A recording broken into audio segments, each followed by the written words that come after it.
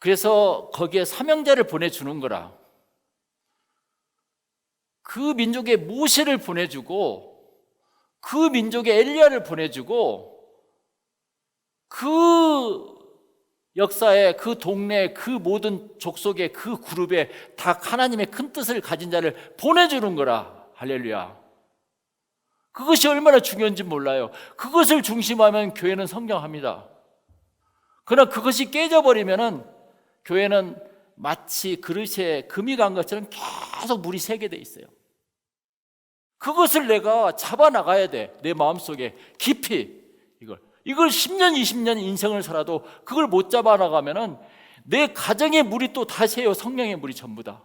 그럼 자녀들이 가져야 할 그 항아리에 성령의 물이 다 없어져 버리는 거라. 이게 얼마나 그게 중요한 건데. 이게 하늘이 열려야 돼요. 교회도 내 사역도 하나님의 허락이 있어야 돼요. 그게 하나님 문이 열렸다는 것이라. 그것을 세례요한에서는 이 마태복음에서는 John consented라고 했어요. 그것을 하나님의 허락이라는 것은 하늘의 문이 열렸다는 것은 바로 그 뜻이라. 제가 우리들이 일을 하다가 왜 자꾸 흔들립니까? 자꾸 흔들려. 교회를 수십 년 다녀도 어떻게 보면 참 이해가 안 가는데 내 자신도 때로는 흔들리더라 이거야. 그것은 하나님의 뜻이 아니라 내 뜻이기 때문에 그래요. 내 뜻이 하나님의 뜻이라고 착각했으니까 여러분들에게 하늘에 열리기를 축원합니다. 할렐루야. 두 번째는 성령의 비둘기처럼 내려 예수 위에 임하셨어요. 성령이 비둘기같이 내려 자기 위에 임하심을 보시더니 그랬어요. 예수님의 사역에서 결정적인 사건은 바로 이것이에요. 하늘이 열려야 성령님이 오십니다. 성령이 오셔야 신령한 일이 일어납니다. 예수님은 성령으로 잉태하신 분이세요. 그럼에도 불구하고 29년 동안 아무 일도 없었어요. 그러나 요단강의 침례를 받는 순간에 하늘이 열리고 성령이 예수님에게 임하셨다는 것입니다. 그만큼 침례가 중요해요. 성령이 오면 오순절 다락방의 사건처럼 변화가 일어납니다. 성령이 떠나면 자기의 복잡한 일이 생겨요. 진짜 문제가 꼬이고 그래요. 예수님에게 이때부터 성령의 바톤이 이어진 것입니다. 29세와 전혀 다른 그런 역사가 30세에 시작된 것이에요. 그때부터 예수님께서 마귀 세력을 꺾으십니다. 질병을 고치세요. 자연 만물을 정복하십니다. 죽은 자를 살리세요. 또 뭐예요? 더러운 귀신들을 다 내쫓습니다. 십자가를 등치고 도망갔던 베드로, 그 사람도 성령으로 오순절 사건이 일어납니다. 성령 받고 나면서부터 베드로가 두려움이 없어진 거예요. 예수님을 믿고 성령을 받으시기를 축원합니다. 할렐루야.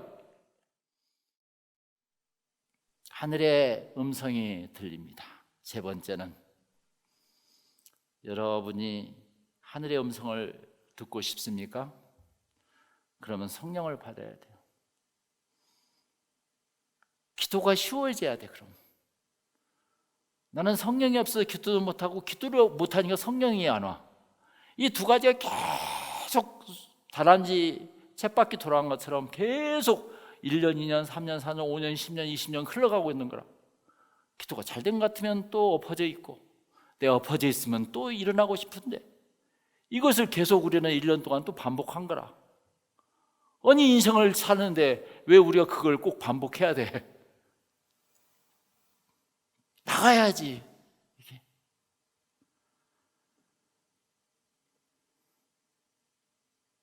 성령의 세례 없이 하나님의 음성이 없어요. 성령이 없으면 다 마귀 소리야. 다 자기 소리야. 자기 묵상 소리. 하늘의 음성은 성령을 받고 나서 시작됩니다. 성령은 어떻게 옵니까? 침례를 받고 나서 옵니다. 침례는 예수를 영접하고 믿는다는 것입니다. 다 같이 따라서 해보세요. 침례는 예수를 영접하고 믿는다는 뜻입니다. 그게 침례예요. 그거 잊어버렸다면 지금부터 다시 접목시키세요. 과거의 침례를. 예수 믿고 난 다음에 성령 침례가 있어야 하고, 성령 침례가 있고 난 다음에 하나님의 음성이 들려요. 하나님의 음성이 이런 거 아니에요. 너는 동으로 가라, 너는 서로 가라, 이런 음성이 아니에요. 절대. 너는 누구와 결혼해라, 너는 이런 사업을 해라. 자기는 기도해서 받았대. 하나님은 절대 그렇게 주지 않으셔. 하나님의 음성의 핵심은 오늘 말씀 17절에 나와요. 이는 내 사랑하는 아들이요 내 기뻐하는 자라. 너는 내 사랑하는 아들이야. 너는 내 기뻐하는 자라. 이 말과 똑같아요. 할렐루야.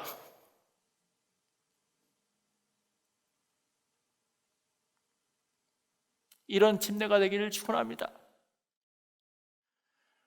오늘 말씀에 예수님처럼 하늘의 문이 열리고 성령의 침례가 베풀어지고 하나님의 음성이 들리기를 축원합니다. 할렐루야.